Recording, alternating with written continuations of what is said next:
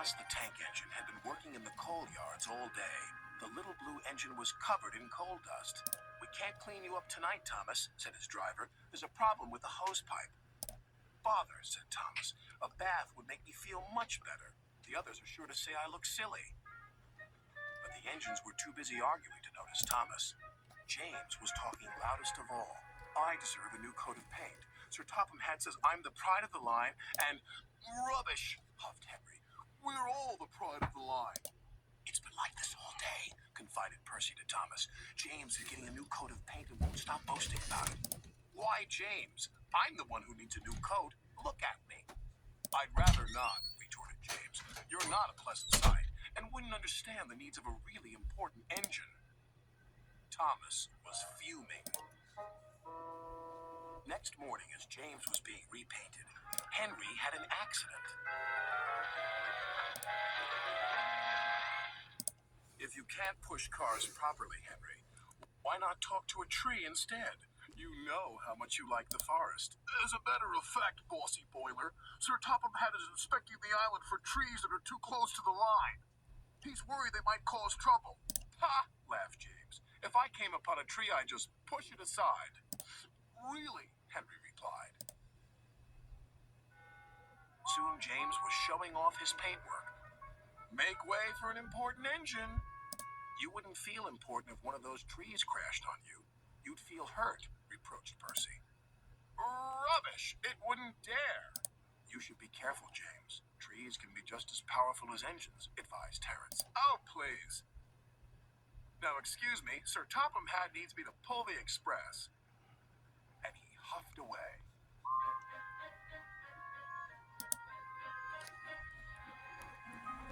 But James was wrong. "You must go to the yards and collect an important goods train, James.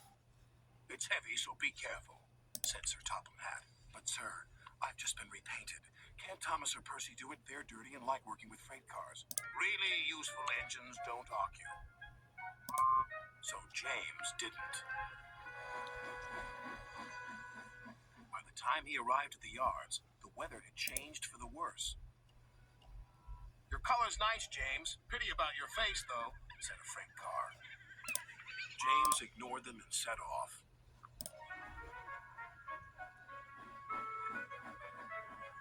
Soon they came to a hill, and his driver knew they were in for a difficult time. An old tree close to the track was being blown by the strong winds, and the rain had weakened the slope. All of a sudden, the tree moved.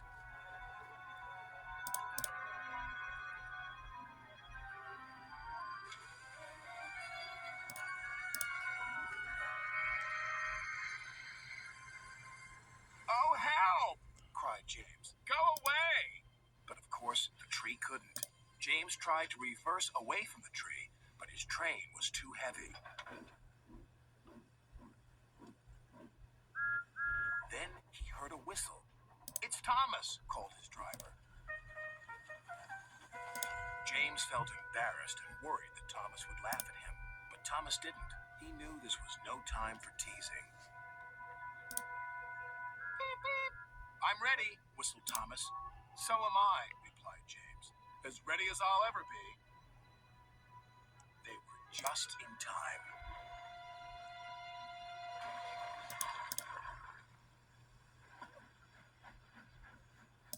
Later, James spoke to Thomas. "Percy and Terence were so right to warn me.